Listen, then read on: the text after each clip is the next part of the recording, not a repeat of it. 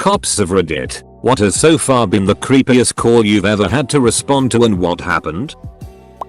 From my post 8 months ago. Got a call for a missing child. Got to the home to find the mother highly distressed and not sure what to do. I called in everyone to first search the home and property. I decided to search the backyard since it was a large wooded lot with no visible fence. After about 10 minutes I found the boy. He was caught on an old chain link fence in the woods that was blocked by a bunch of trees, so you couldn't see it from the house. He had basically gotten strangled to death on the fence. He must have been climbing on it, fell, and got his hooded sweatshirt caught on it. The worst part for me was having to call it in on the radio, knowing the mother might hear it inside from one of the other officers' radio.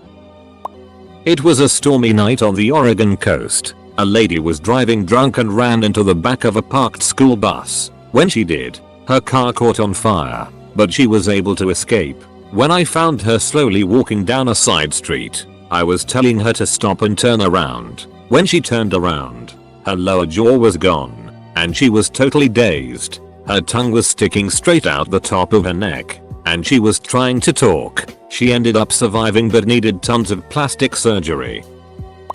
Working third shift on Halloween night, I'm out by one of our smaller lakes just outside the city limits. Kids love to go out and drink, which is surrounded by some very nice houses. Going through the neighborhood, each of the roads ends at a small 2-lane road that surrounds the lake. I'm slowing to the stop sign and already starting to look to my right to make the turn when my headlights start tracing the rock wall that surrounds the lake. I catch something out of the corner of my eye in one of the large trees that dots the walk path. I back up to see what it was and I see a guy hanging. At first I thought it was a Halloween decoration. The neighborhood is really into decorating for every holiday. So I stop, get out, and as soon as my flashlight hits him I realize, nope, no decoration, he dead. As I'm standing there getting ready to call it in, I notice a gaggle of kids coming down the street trick-or-treating. As soon as they see my car they start heading my way faster, so I book it back up the block to meet the parent walking with them and tell her she needs to take the long way around the block the other way. She can see it on my face, I'm not kidding. Turns out he was a 20-year-old that was devastated about his girlfriend breaking up with him, and she lived in the last house on that block where she would see him the next morning when she looked out her window. We responded to a burglary alarm at a mortuary and found that one of the rear doors was left open. Policy now dictates that the entire building needs to be cleared, searched, to confirm that it was a false alarm, which most are. It's the middle of the night and totally dark. We use flashlights and never turn on lights. We walk into one of the rooms and see a body on a table. It appeared that it was waiting to be processed, possibly embalmed, by the mortician. It smelled like a mildly decomposing body. Suddenly I see a shadow to my right and I shine my light there and find nothing out of the ordinary. I immediately smell a really strong whiff of perfume blow by me. The search was completed more expeditiously than normal after that. Nothing was found. My uncle was a sergeant and had to be called several times out to a house for domestic abuse. This older guy had some young 18-year-old. He would pay for the guy to swallow certain objects like paper clips and human hair. The kid would poop it out into a bag and the older guy would sift through the feces like a goddamn treasure hunt for the items. He would then put them in an envelope and file them. Edit. The domestic abuse had nothing to do with the poo treasure hunt. I don't think it's illegal. Just super creepy. Not a cop, but a correctional officer in Texas. One time a guy slit the forearm side of his elbows, where it bends. He laid there in a big puddle of his own blood. I was one of the responders that day. I'll never forget it. As soon as you entered the cell, the smell just hit you. Blood has a strong metallic smell, which I never realized before. He'd been laying there a while, so the blood had coagulated, which again, I did not expect. As we lifted the barely conscious guy out of the blood fell off his body in chunks, like jello. It was pretty disturbing because I didn't expect any of it, nor was I able to mentally prepare for it. We're not really medically trained, so all of it was completely surprising to me. Got a call that someone wasn't answering their phone or the doorbell. We got to the house and noticed that every window was blinded by either curtains or pieces of paper. We rang the doorbell and yelled through the letterbox, but there was no answer. We opened the door and got inside. In the house it looked like someone just had lunch. There was bread on the table and juice or milk in the glasses. Children's toys scattered all around. Then I saw a note that gave me the chills. It was a suicide note, as the door was locked from the inside. The person had to be in the house. We checked room by room and my heartbeat was at 300% when I checked the bathroom. Preparing myself for slit wrists or throats, I opened the door slowly, but there was nothing. Finally, one more room left, which was the attic. We walked slowly up the stairs and we found the resident there, hanging from a beam. I will never forget the adrenaline I had. The scene in the living room or the resident I found.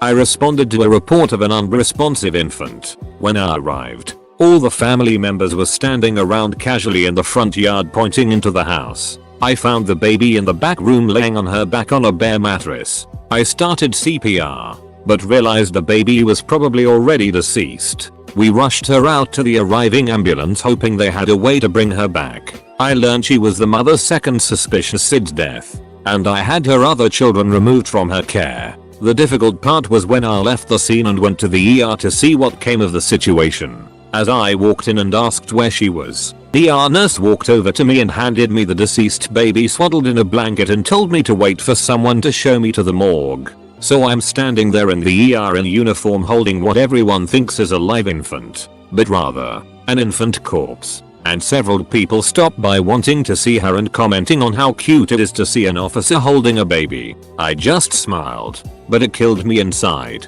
I was ushered back to the morgue after what felt like an eternity, and told I had to wait with the baby until the medical examiner arrived. They took the blankets off and laid her on a stainless steel gurney and left me alone with her again. I lounged around the morgue for about an hour waiting. By the time I got home several hours after the end of my shift, because this call came out 15 minutes before the end of my 10-hour shift, I laid down on my bed and cried for a long time. My young daughter was in daycare, and my wife at work. I really needed to hold both of them, so the house felt incredibly empty. My daughter was only slightly older than the infant, and when I was looking at her earlier, I kept seeing my own daughter. I didn't get any sleep at all before going back in for the next shift later that night. My father-in-law is sitting beside me, so I asked him. He is a retired sheriff and was a deputy before that. He was the first responder to an accident. A truckload of farm workers were coming back from the fields. The truck went over a hump in an intersection and a little girl in the back of the truck flew out and landed headfirst on the pavement. My Phil held her as she moaned and eventually died in his arms. He says he still hears her sounds in his head all these years later.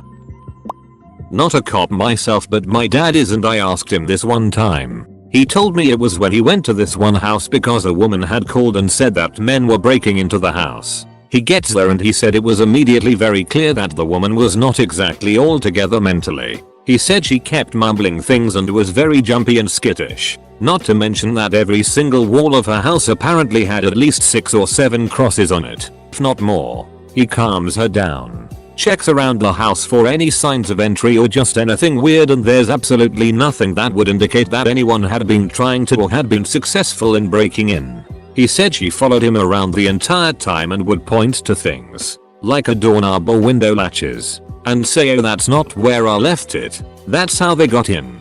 He said the whole thing was fairly eerie, considering he was at this woman's house in the middle of the night, surrounded by crosses and listening to her mumble on about random it. To make her feel better, he did a sweep of the whole house to see if there was anyone else inside, which there wasn't. He said the one thing that made it creepy for him was the fact that every few minutes she'd say something like, "Oh, they're here again," or "He's right behind us. I can feel it."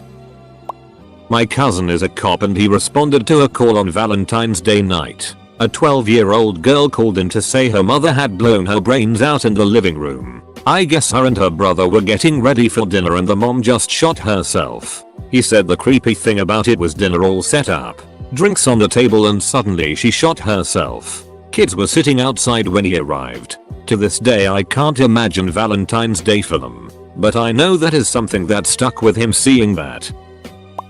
Got a report of a missing husband. He told his wife and family of 6 children that he was going to get his tires changed, but never returned. And this was 12 hours ago. They had purchased another house in a neighboring community, and the relationship with the wife was under pressure, so the wife assumed he was staying at the other house. and claimed he would never kill himself. The strange thing about this report though was that he emptied his personal bank account into his wife's this morning as well. The wife explained this off saying that they recently had a fight about finances, and he agreed that he was bad at money and maybe they should just have a joint account that she controls. On a hunch, I asked his 14-year-old boy if there were any areas in the mountains nearby that his father enjoyed going, and the son identified a road about 10 miles away. It was nearing midnight, but I decided to drive to the top of this old and abandoned Forest Service road. As I drove through the snow and started to climb the road, I felt a gut feeling that I would 100% find this guy up there either thinking about or already acted out a suicide. The snow-laid gravel road had some sign of travel, but no real indication of how fresh the vehicle tracks could be. As I reached the top of the road after an hour of travel, I was honestly surprised that I did not find his black truck. I spent the drive back down thinking about gut feelings and how they are unreliable, but that I somehow felt different about this one. As I traveled up the road, I did notice over a dozen smaller roads branching off, but they were not mapped, and I had already spent too much time on a single occurrence in a busy city with too few police officers. Nonetheless, I decided to check a single of these secondary roads, and about 3/4 of the way down I picked a road at random to check. And sure enough, my headlights lit up the back end of a black truck about 100 yards past the first corner. Even if I hadn't memorized the license plate beforehand, I wouldn't have had to run it. It was clearly his. I radioed that I had found the truck, parked my vehicle, and traveled the 20 feet to his truck with my heart beating like I was doing it at a sprint rather than a normal walk.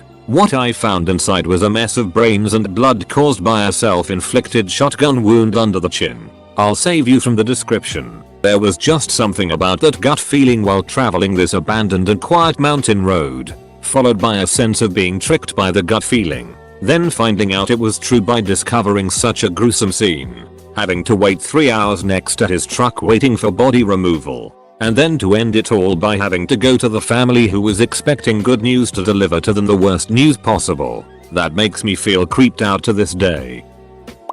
2 adults reported missing. Parents of 2 adult children, 1 male, 1 female. Alerts are in place for the missing people's credit cards. The father's credit card hits on a purchase at a jewelry store where an engagement ring was purchased. It leads us to the son who made the purchase of the ring. Son is questioned and confessed to killing both parents and burying them in shallow graves. The son led us to the grave site and we began the process of recovery. Both mom and dad had black garbage bags over their heads being held in place by duct tape around their necks. The sight of the bodies, especially their faces once the bags were removed, and the smell is something I'll never forget. Are we accepting not me but a cop I know stories? My cousin is on in a major city. Apparently 911 got a call from a 6-year-old claiming vehemently that there was a zombie outside of his house on the street. So a patrol car swings around to see what's up. Turns out a tweaker on meth gouged out his own eyes, had blood dripping down from the empty sockets, and was stumbling around blindly with his hands stretched out in front of him. Goddamn. Turns out the kid was telling the truth. This may be quite tame compared to other posts, but so far it's the creepiest for myself. An elderly woman had called in reporting that a man carrying a drawstring bag was walking around her and her husband's property. She described the man as walking like a zombie and was looking down towards the ground the entire time. She wasn't able to tell if the man was attempting to break in or not. My partner and I were about 15 minutes away when the call came in from dispatch. When we were about halfway there, the elderly woman had reported that her husband, who was downstairs watching the front yard with shotgun in hand by the front door, told her that he watched the trespasser disappear into a cornfield that was across the street from their house. My partner and I quickly searched the area around the cornfield, then went to the house. As I took down some information from both the husband and wife, my partner searched the property for any signs of tampering but found nothing. We then patrolled the area for a good 10 or so minutes hoping to find the man but didn't. UK. Got called to assist ambulance at an address because they were struggling with a woman who'd had an apparent seizure. We got there and she's this tiny skinny little Singaporean lady who's being held down on the floor by a paramedic. She's hissing and struggling against her and repeatedly trying to bite the paramedic. Her eyes are all black and red, no white. It takes me 200 lb, my partner for the evening, 180 lb, plus 3 paramedics to hold her down. All the time she's struggling and trying to bite with veins popping out of her neck. She's looking past us at the corner of the room screaming at something that isn't there, telling it not to kill her and us. Her husband, who seems weirdly unfazed by the whole thing, tells us this has been happening since she last went to Singapore and got sick after visiting a holy site. Usually her sister has to stop it by putting this powder on her forehead in a cross, but unfortunately she's out of the country. In the end she was taken to hospital for a mental health assessment by the paramedics. I often wonder what the outcome was but have no way of finding out, unfortunately. Not me but my cousin. He got a call one night that 2 brothers, ages 4 and 6, were found dead in a near empty swimming pool. There was like 6-8 inches of water in the pool and the call came from their dad. They never could charge the man, but it is widely believed that he killed his 2 sons. Edit. Grammar. I got a call that there was an abandoned truck on the highway. I was only a mile or 2 away, so I headed there. It was in the middle of these curves, with a mountain wall on one side, and a drop off to a creek on the other side. It was dark, probably around midnight. I pull up and there it is. An old 50s pickup truck, light blue, sitting there. I have no backup. I have no idea where the driver is. I walk up, gun out, inhaling the strong alcohol vapors. No one to be found. I call for a tow truck. Meanwhile I have to wait, in the dark, in the middle of blind curves, with no idea where the driver is or why he left it. My adrenaline was at an all-time high for sure. I stopped a 25-year-old Asian male from entering the East Executive entrance of the White House. He had slit his wrists and neck prior to his arrival, but not deep enough to hit major blood vessels. He told me that he was a secret agent working for J. Edgar Hoover and that he was 60 years old. He said he had important information to pass to President Obama. I ended up having to detain him, stop the bleeding and then involuntarily commit him. Turned out to be a local college kid, going through some mental health issues. I've field interviewed hundreds of White House callers but this kid took the cake. Not a cop but my dad's friend is and got totally hammered at our house a few days ago and told us about one of his first rough calls was a little girl who had came to school with hair missing from her head and apparently her dad abused her and ripped it from her head. Who knows how and why, and so police got involved and when the parents didn't come to school they went to the house and found the mom so badly bloodied and with both eyes so swollen she couldn't see out of them. Her daughter couldn't even recognize her. Dad had apparently not wanted her to go to school because he knew teachers would get suspicious but mom sent her anyways. He woke up in the morning and found out she had sent her and just went apit on her.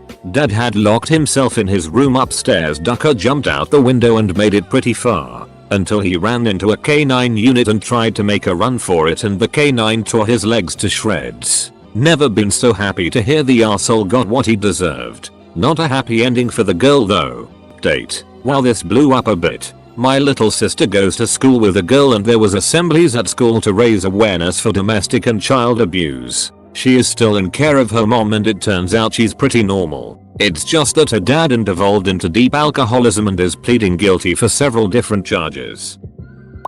I once went to a 2-fatality car crash. The cars had collided head-on in a 55-mile-per-hour zone. One of the drivers had left the house suicidal, and it was surmised that he picked a car out at random and went straight into it. I had spoken with that man several weeks prior and seeing his skeleton in the burned up car was a little creepy. I won't describe the rest of the scene, but the worst part of it is, this was Christmas Day, not a Merry Christmas at all. Detention officer at a local jail here. We had a guy get brought in about 2 AM one night who we immediately knew was about to give us a fun time based on the way he was moving, quickly snapping the head back and forth, looking all over the room, etc. One of my co-workers and I stay with the booking officer to help her out when it inevitably hits the fan. The guy keeps rambling on throughout the whole process. Parts of his speech are understandable but most of it is gibberish. At one point he looks up at my co-worker and says, "Would you blame me for it?" Trying to keep the guy calm. My co-worker tells him, "Nah, man. No one can blame you." For whatever reason this set the guy off. He leaps off the bench and we both push him back down. My co-worker is trying to get handcuffs on his other wrist. He was already handcuffed by one hand to the bench, and I'm holding him against the wall with every bit of strength I have. This methodica was strong. I swear the bench was about to come up off the concrete when he first leapt at us. Once my co-worker gets handcuffs on him, we take a step back. The guy throws his head back, eyes rolled all the way back, and lets out an inhuman scream that I've only heard in movies about demon possession. He then moves his head as if he's looking around the room, but still with his eyes rolled into the back of his head, and spouts off more nonsense. I'm not Catholic, but I was very tempted to cross myself. The screaming, head throwing back and eye rolling continue on for about 45 minutes. Every so often he'd come back to reality and talk to us like a normal person for a moment and then go back into crazy mode. From a post I made a few weeks ago, I was called out to negotiate with a 17-year-old female who had barricaded herself in a bathroom with multiple knives and scissors. She'd done it right too. SWAT ended up going through the sheetrock wall. She wouldn't talk with me at all, but had multiple graphic conversations with her mother, who committed suicide 3 years earlier, and her dad, who's serving lots of years in prison for sexually abusing her. When SWAT pulled her out, she had completed multiple circumcisions on herself with the scissors, completely cut her nipples off, and had sodomized herself multiple times with multiple steak knives. The kicker was, she was talking the whole time and her tone or volume never changed. The pain never bothered her, or, more likely, she never felt it. The human mind is scary as duck. My dad worked in a precinct with one of highest crime rates in Mick. I think it had the highest murder rate during his years on the job. Anyway, he won't tell us stories about what he's seen because they are mostly horrific and still give him nightmares almost 15 years off the job. However, I do remember he told us one story when he was really drunk. A woman in her 20s walked into her apartment building late from work one night and was waiting for the elevator. It opened, and the only person in there was a creepy looking guy. Though apprehensive, she got in and pressed her floor number, but noticed that the basement button was pressed. Normally after 9 PM maintenance would lock the basement button to prevent random people from going down there and ducking with it. I guess someone forgot to lock it. The creepy guy ended up taking her down there, tying her up, and raping and torturing her for hours. He then took her apartment key, went up to the floor she'd pressed when she'd first gotten into the elevator, tried every door until he found hers, and took her roommate, also a woman in her 20s, into the basement where he continued torturing and raping both of them until dawn. Maintenance found them that morning, and my dad was a responder. Again, my dad never told us stories. This one might have stuck out because he has 4 daughters, but I think it's gotta be up there in creepy factor.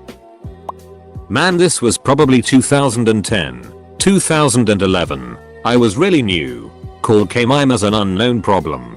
Basically the 911 was so tucked up, even dispatch didn't know what to call it. Turned it this guy had just murdered his stepfather and then walked to his grandparents' house to kill them as well. He stabbed his grandmother through the eye with a Rambo-style Bowie knife, one that had the compass in the pommel of the handle. He missed her brain by about 1/8 of an inch, so she did not die. Instead she came running out of the house when we got there, knife sticking out of her ducking eye, and the compass was spinning around because she was moving. My brain literally went, "That's not real," and I went past her, along with several other cops, before the sergeant was like, "What in the actual duck are you guys doing?" She survived. We caught the guy in a stroke of pure luck. Elderly woman with a massive hunting knife for an eye. Definitely the creepiest thing I can remember seeing. Military police officer. So I worked both law enforcement and corrections for a bit. In corrections the main office was also the police services desk. Often it would ring and no one would be at the other end. Anyways, one time it rang and instead of a number it had a descriptor that I don't remember exactly. Something like emergency phone 11. I was new and immediately called my superiors about it. They told me to drop it and never report anything like that again. Ominous, right? Anyways, the reason I told that is to tell this. Some time later, on patrol I got dispatched to essentially an abandoned side of the base to respond to an emergency phone call. No location at first because radio didn't know where emergency phone 11 was and was new to the base, so he didn't get the same memo to not report those calls. Radio then went on to say that the caller had sounded frantic and thought they were being chased, meaning that someone had actually been on the other end. Radio eventually digs up some old maps that label the emergency radio 11 location and relays them to me and my partner, so we drive there in a hurry. There is no phone, just a broken pole where one had once been. That was a fun one to report. Went to a welfare check. A neighbor called and he hasn't seen this guy for a few days and the lights have been on for a while. I go and look around and find no footprints or tire marks in the snow. Recent storm. I check the garage and nothing. I check the house, which was unlocked, and found the guy's cell phone, keys, wallet and cash with the TV on. That's when I realized this was now a dead body search. I looked everywhere in and outside the house and around the garage. There were several old junk vehicles on the property, but again, no tire marks or shoe prints or anything. I call all recent numbers on his phone and no one's heard from him. Only so much I can do, so I issue a ball and we start getting sick paperwork ready. Next day the day shift officer goes over to follow up. Turns out, the guy was plowing his driveway and either had a medical condition or something and either passed out or died on the spot and crashed the truck onto the other junk cars, which then caught on fire. Edit. Investigation leads to the fact this happens a week before I got this call, leaving only a pile of bones in the front seat covered in snow. I felt like it for not finding him that night, but it was really creepy knowing his remains were inches away from where I was searching. A guy was at a park masturbating at around 10 PM at night, and I was the first to respond. Called another unit to help me, saying he was resisting arrest, which he was, and I made the other unit arrest him. We wore gloves, thank God. Not a cop, but my college friend told me he walked in on an odd crackhead that had microwaved her own newborn daughter. My department sends an officer to all rescue calls if one is available. We got a call late one night to assist rescue at a townhouse complex for a woman hemorrhaging. We didn't show up until rescue had already left with the patient, so we let ourselves into the residence and eventually found the bathroom, which was covered in blood. Blood on the walls, all over the toilet, everywhere. Crazy amount of blood. Rescue hadn't mentioned anything suspicious on the radio, so this was surprising. We were preparing to leave when one of the younger officers noticed bloody footprints leading to the front door, and then across the parking lot, to a dumpster. We gathered at the dumpster, lifted up the top, and lit up the interior with our flashlights. Same officer extended his baton, reached into the dumpster with it, and brought out a bloody plastic grocery bag dart with a dead baby in it. True story. One night at about 1130, this guy jumps off of a bridge into a bay. On the way down, he hits a guardrail and loses both forearms and the top of his head. One set of officers found his arms and set them aside. I was on the dive team, so we go collect his remains. While we check on his condition, we notice the brain is missing. This was me flipping up his scalp and taking a peek inside to find nothing there. It's very strange to look for something very important and not find it. Anyway, we bag him up and get him on the boat. Our supervisor tells us we have to at least look for his brains. Gross. So we dive and look around, but the only thing we find is a piece of skull, and we had decided if we did find it, none of us wanted to grab it. Grandmother's story. Retired homicide detective. Couple call police because they are missing their baby. Grandmother and partner show up to investigate the house. It's just the husband, wife, newborn and dog that reportedly live there. Husband is angry and wife is visibly shook. Understandable. They are missing their child. My grandmother's partner find bits of blood near crib, as well as more blood near the doghouse outside. After pressing the couple, mainly the wife, they come to find out that in a fit of rage from not getting any sleep from the baby crying, husband picks the newborn up and smacks him against the wall repeatedly until the baby stops crying. They didn't know what to do, so they fed the now bludgeoned baby to their German Shepherd. My grandma has seen some it. I was working in the crime unit, ACA detective. For the state police agency I work for, and patrol got sent to one of the smaller towns in the county I worked in for a report from neighbors in a series of row home apartments that there was an unbearable smell coming from a second floor apt. Patrol made entry and found the subject deceased from a self-inflicted gunshot wound. On the way there, the coroner calls me. She ran with the local EMS crew and was on scene with the first responding trooper and said, "Bring your hazmat suit, this is a bad one." I got there and I could smell it from the street. I went upstairs and as I passed the wave of flies I entered his bedroom. What I saw really couldn't be described as human. It was in the middle July 90-degree heat and the dude was black as a black cat. When I got close I noticed something odd. He had melted to the floor. A female forensic service girl said too. "Why is his skin moving?" Yup. Thousands of maggots were now under his skin, which gave it the appearance that his skin was bubbling and moving. And yes, the gun was pried still to his right hand. It took the fire department ducking shovels to scrape this guy off the floor. Not to mention the smell. Trust me, I have been to swamp bodies, lake bodies, heat bloat, but nothing like this. Crazy it we see sometimes.